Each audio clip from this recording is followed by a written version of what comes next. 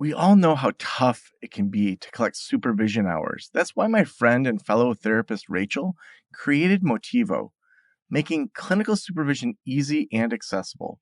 With over 1,200 vetted supervisors nationwide, I know you'll be able to find a supervisor that's right for you. Get started today at motivohealth.com/Joe.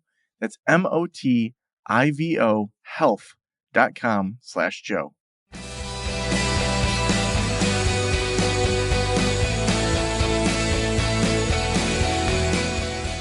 This is the Practice of the Practice podcast with Joe Sanok, session number 1215.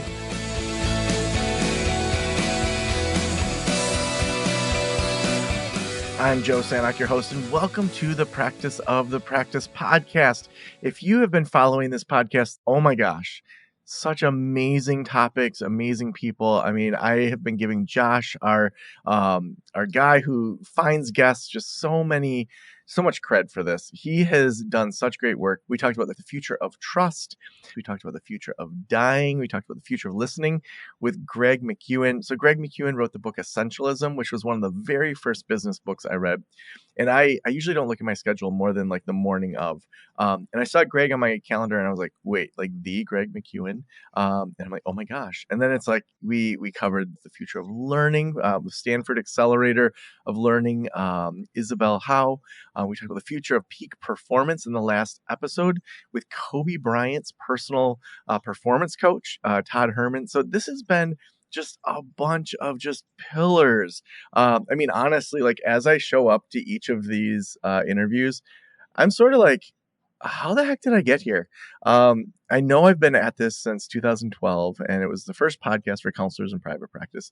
But, there's still those ups and downs when you're like, is this going to be successful? Is this going to be successful? Is this going to work? And we've had things that have not worked, that we've fallen flat on our face. We've had so many times that to have just like really killer guests, it's just been really affirming for our team to be like, dang, we are doing really good work. And today is exactly like that. We have another amazing guest. We have Britt Frank, who is an LSCSW, is a licensed neuropsychotherapist and author whose work's been featured in the New York Times, Forbes, Esquire, and New York Magazine. And her newest book that just came out, like you can go get it today, Align Your Mind, is now available.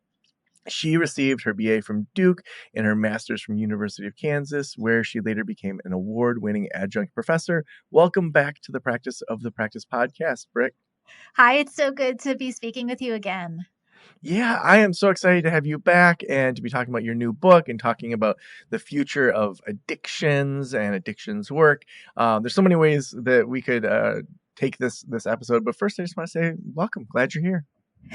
Yay, let's get into addictions. Yes, let's do it. Button topic. Let's do it. Well, let's start with what do we need to undo before we dig into what we're building? So like what are maybe things that we were taught in grad school or that we've seen pop media that you would say we've got to undo this because the research and the clinical work just doesn't support this mindset anymore? It's such a mess out there. And it's important to me to preface that when I'm speaking about addictions, I'm coming at this as a licensed mental health practitioner. I've worked inpatient drug rehab. I've been a primary therapist, an outpatient therapist. I'm in private practice, but I'm also a recovering drug addict. And so I was addicted to amphetamines. Crystal meth was a particularly sticky one to shake, opiates, pills, people, behaviors, all of the things. So when I speak about this, it's really from both sides of the couch. With that said, the thing that we need to undo is this idea that originated in the 50s is that addiction is a moral or character problem or a disease. Now, I'm not saying it's not problematic, but the addiction as a disease model, I'd love to see the field trend in a new direction.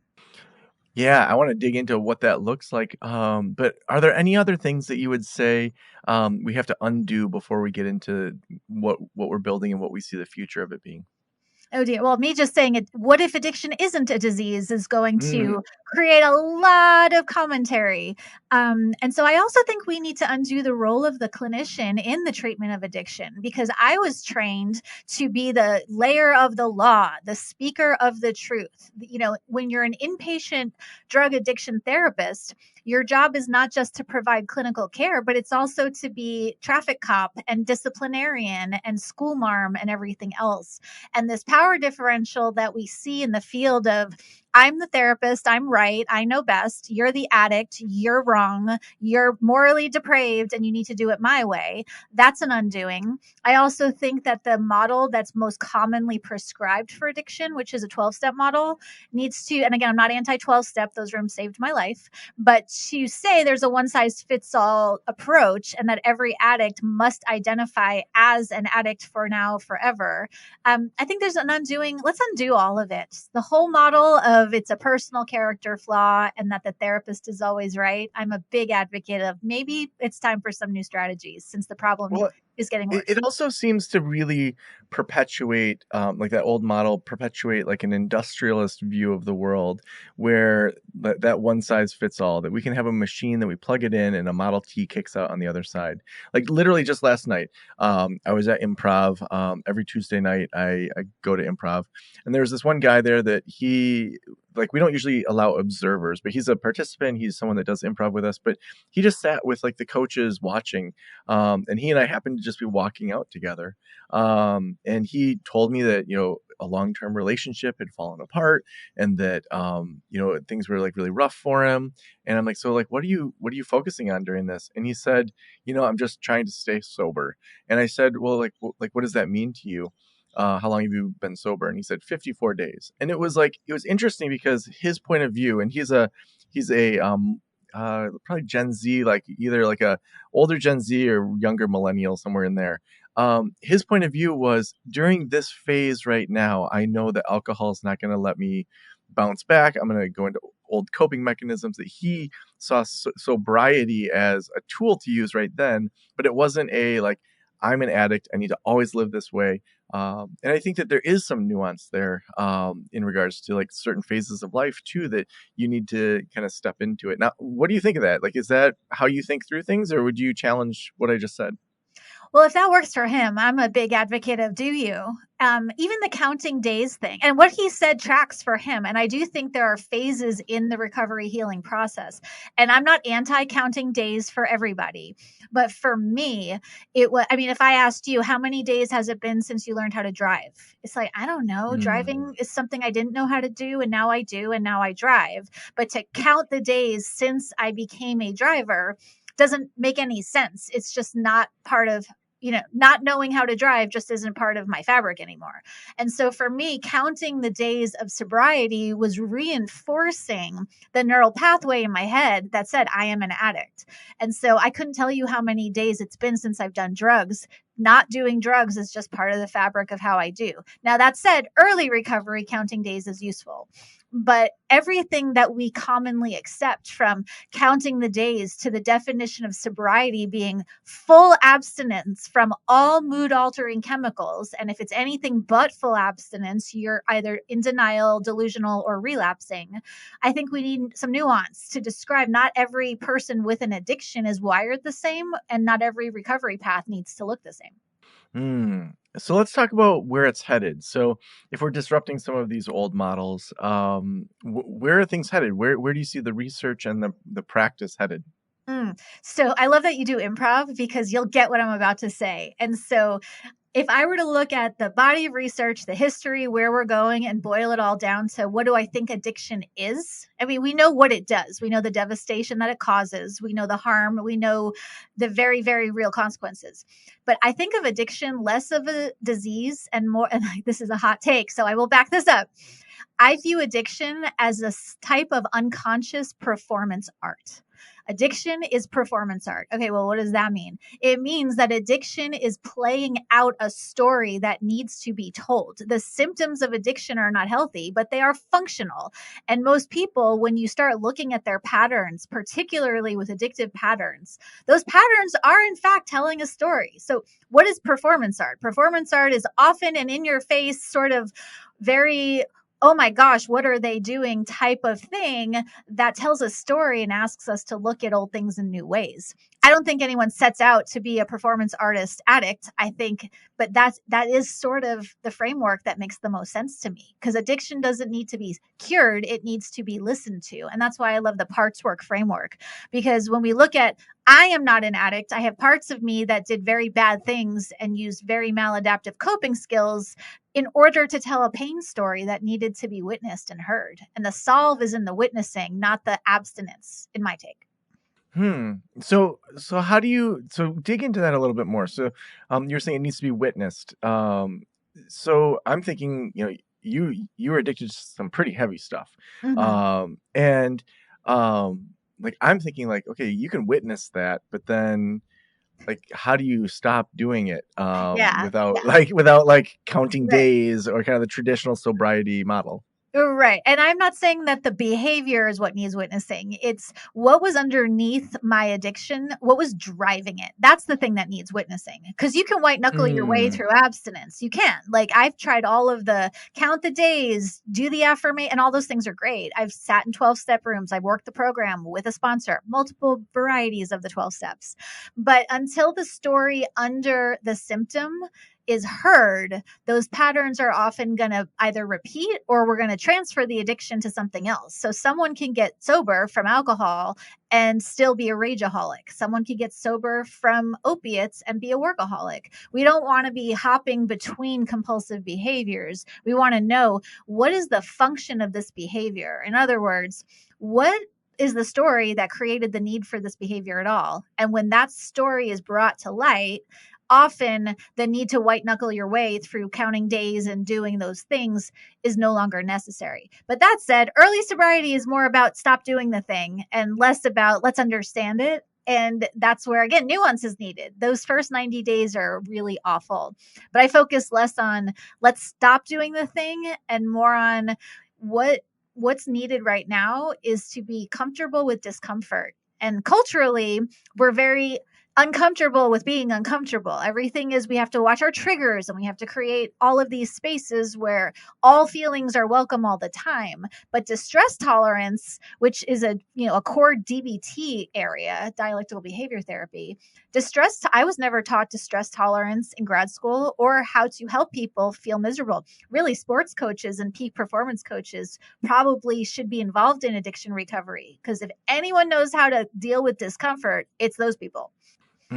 I love that. Well, let's dig into some of that parts work, because I think for a lot of us, grad school was a while ago, and we each choose our own areas of specialty, and sometimes the only reminders of some of these topics is this podcast for people. So, give us a quick masterclass on parts work and kind of what that looks like. And obviously, just because you listen to this podcast doesn't mean you can jump into a new modality, but like give us kind of some reminders there around parts work. Yeah, and parts work is a framework, and I love it so much. Internal family systems is probably the most commonly identified modality that does parts work. But what parts work is the idea in general that our mind is not this monolith. Our mind, like our body, is made up of different parts. So just like I have an elbow that will need different tools and interventions than a spleen, the parts of me that are responsible for showing up and going to work are different than the parts of me who want to relax and be at home with my family. And everyone knows, we use it in our language, right? Part of me knows I should go to the gym, and this other part of me is binge Mm. watching episode 50 of Yellowstone. That's me. Anyone else? I'm a little behind. But why do we use this language and then not dig into what that means? Parts work and internal family systems uses it. Gestalt therapy uses it. Jungian active imagination uses it. But the language has been around since, if you look even in the freaking Bible, people are saying, part of me is doing the thing I don't want to be doing, and this other part of me is not doing the thing I know I need to be doing. What's going on? Parts work is the solve for that. It looks at our mind, like the movie Inside Out is based on this framework. It's simplified, of course. But parts work to me was the missing link that clicked all of the other modalities I had ever learned into place. Why does cognitive therapy sometimes fail to work? Because some of our parts are not logical. Why does behavior modification sometimes fail to work? Because sometimes parts of us don't want to do that thing. And parts work is a beautifully compassionate way of looking at the human mind as adaptive and functional rather than the disease pathological model that most of us learned. Yeah.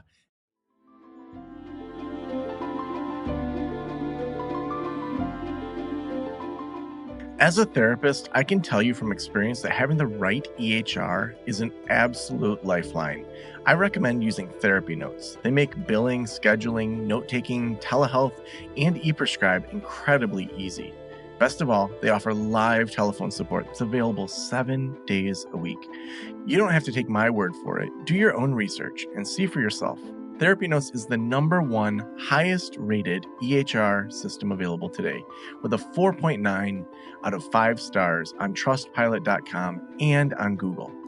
All you have to do is click the link below or type promo code Joe on their website over at therapynotes.com and receive a special 2-month trial absolutely free. Again, that's therapynotes.com and use promo code Joe on the website. If you're coming from another EHR, Therapy Notes will also import your demographic data quick and easy at no cost, so you can get started right away. Trust me, don't waste any more of your time and try Therapy Notes. Just use promo code Joe at checkout. Now, how do you see therapists using parts work in their sessions? So I can tell you how I do it. And Yeah. someone who's trained in internal family systems, I went through their 3-year training. Is first of all, we view all symptoms as expressions of unmet needs, creative ones, sometimes devastatingly dangerous ones, sometimes terrible ones. But if someone came into me with an addiction, it wouldn't be, how do we get you to stop using? It's, all right, I want to know the part of you who picks up the drug is doing a job. And often that job is protecting another part that's carrying a trauma. And so we need to know, okay, what are the roles of these parts? And internal family system talks about 3 primary roles: managers, firefighters, and exiles. Simplified. And in my work, I I took Dr. Dick Schwartz's work and sort of reduced it all the way down. He was very generous in supporting the book.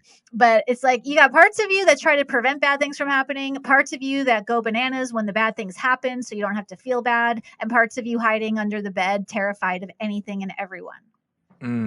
Yeah. And so when we look at each of those different parts and the typical, how do those tend to manifest in the clients that you see? Mm. They tend to manifest a lot as symptoms. We talk about anxiety like it's this monster in our brains that is just waiting to pounce on us. And a lot of people, myself included, until I learned these frameworks, are afraid of what's inside their mind. I don't want to be a bad person. I don't want to be a person that thinks bad things, especially parents. If I had a nickel for every parent who said, okay, part of me sometimes is not on board with this parenting thing. I love my kids. I would do anything for them. I can't imagine life without them. But part of me sometimes wishes I had pre-infant sleep. Part of me sometimes longs for being single.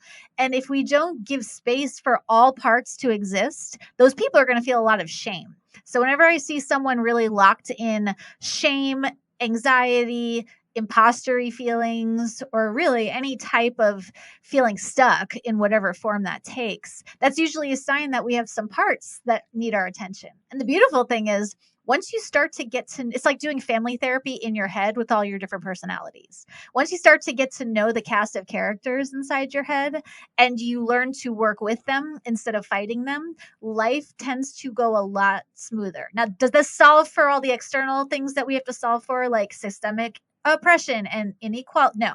But this does solve for the, how do I hate myself a little less? Because people that hate themselves a little less are going to be less inclined to act out addictively.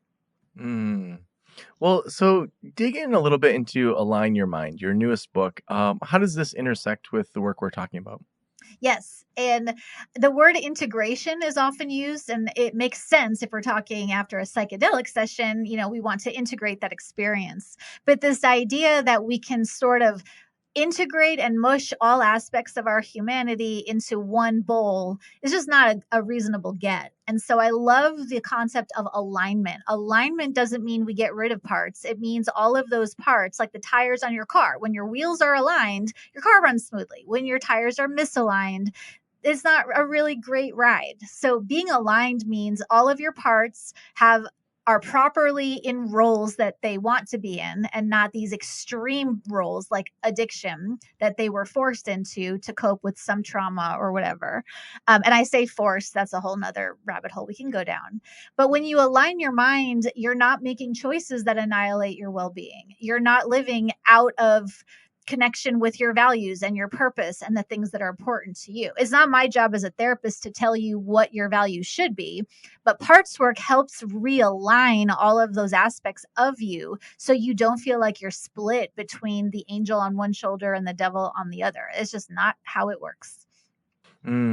Yeah. So walk us through just some of what you cover in the book. Like what are different sections that align with this? Yes. And as this relates to what we're talking about, especially for the future of addiction, the first thing that I do when I work with someone who struggles with addiction is write a letter to your part who is addicted to stuff and thank them for keeping you alive. Now, this gets dicey when it comes to partners. If you and I were a partnership, my job is not to co-sign or excuse your part's behaviors. Your job is to take care of your more extreme parts. Otherwise, we get into codependency. But in treatment, when we can work with this idea of aligning with our parts rather than getting rid of them, the rhetoric with the inner critic is banish the inner critic and tell the inner critic to shut up and be quiet and it's a liar. That actually sets us up to be at war with our own minds. And we know physiologically, if we're fighting with ourselves, we're going to release cortisol as if we were fighting a person outside ourselves. And so when we align our minds, then it's let's seek to understand and connect with and solve the problem externally. The problem is not these different parts of us. Dr. Dick Schwartz says there's no bad parts. Bad behaviors, absolutely. Should there be consequences? Yes. But as far as our inner work goes, when you start to connect with your parts, you realize, well, one, you've never been alone and you've got lots of company all the time. And two, there's a solve for this. So my book really simplifies it and declinicalizes it. So I talk about things that most of us can connect with, the inner critic being one of them, the inner child, the parts of us that are playful and spontaneous. And as adults, we sort of learn to train that playfulness out of ourselves. And then compulsive behaviors. Not everyone is a crystal meth addict like I was, but we all, especially if you have a smartphone, have problematic, repetitive, compulsive behaviors somewhere between your phone, online shopping, doom scrolling, whatever. Show me a person that doesn't struggle with some compulsive something. And I go into really how to simplify the frameworks so you can start doing it on yourself without having to have a clinical license or access to therapy. What are some of those kind of quick hit things that we can start working on in addition to therapy or outside of therapy that you talk about in the book?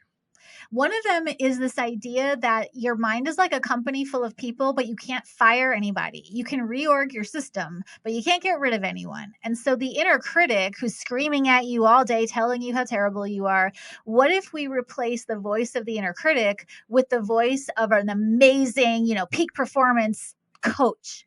For every coach that you see throwing chairs and breaking hockey sticks, you can go to YouTube and watch coach meltdowns. It's interesting.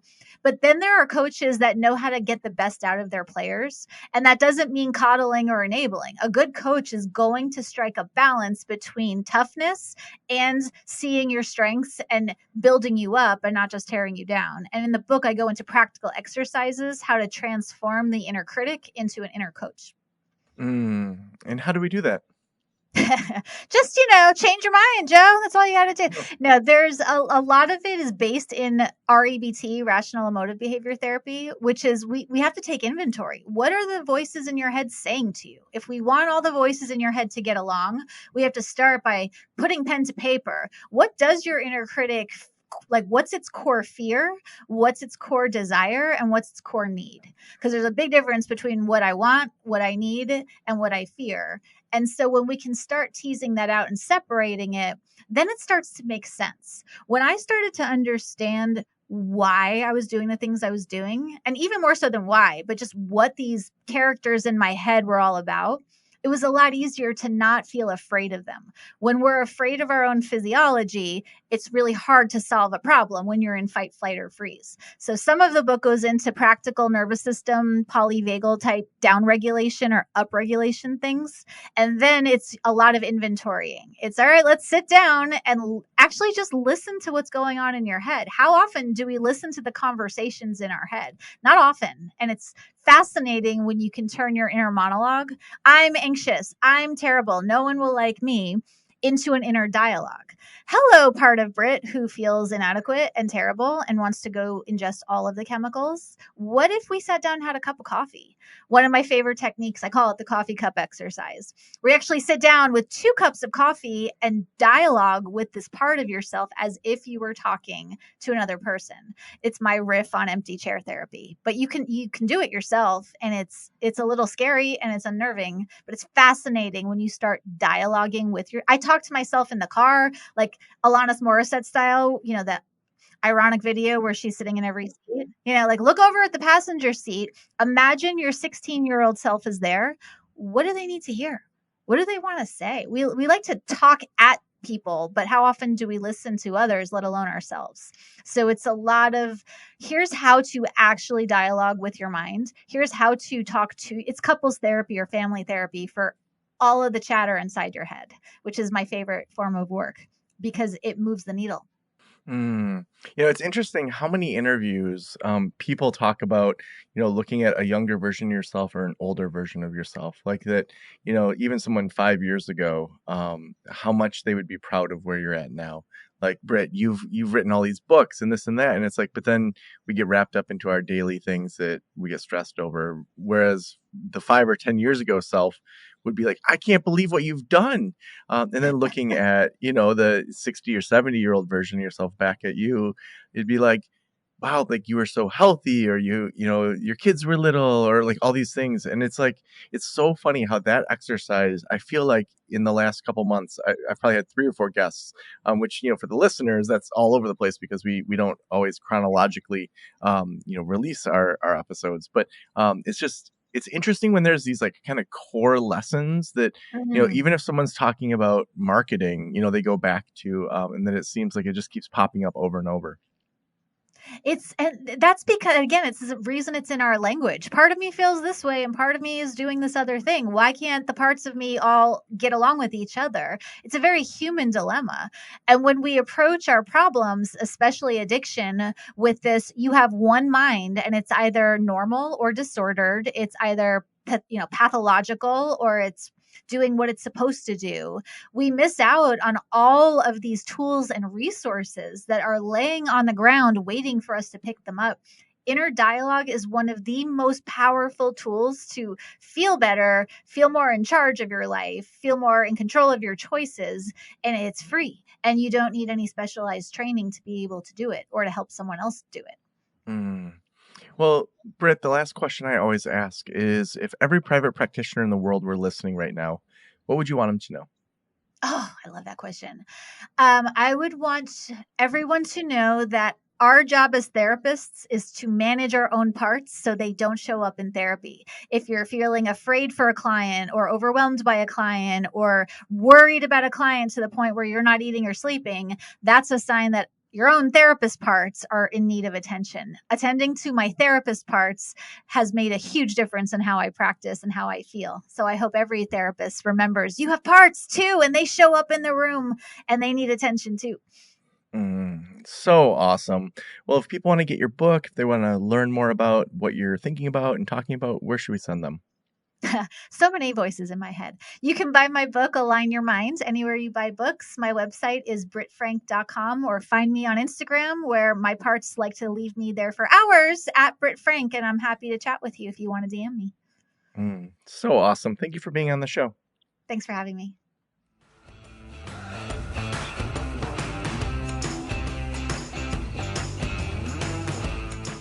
Well, if you want to be around other therapists that are growing their solo practice, that are leveling up, that are doing TED Talks, that are building sustainable solo practices, you're going to want to hang out in our membership community. You can read more over at practiceofthepractice.com/membership. We have some openings where you can join us soon.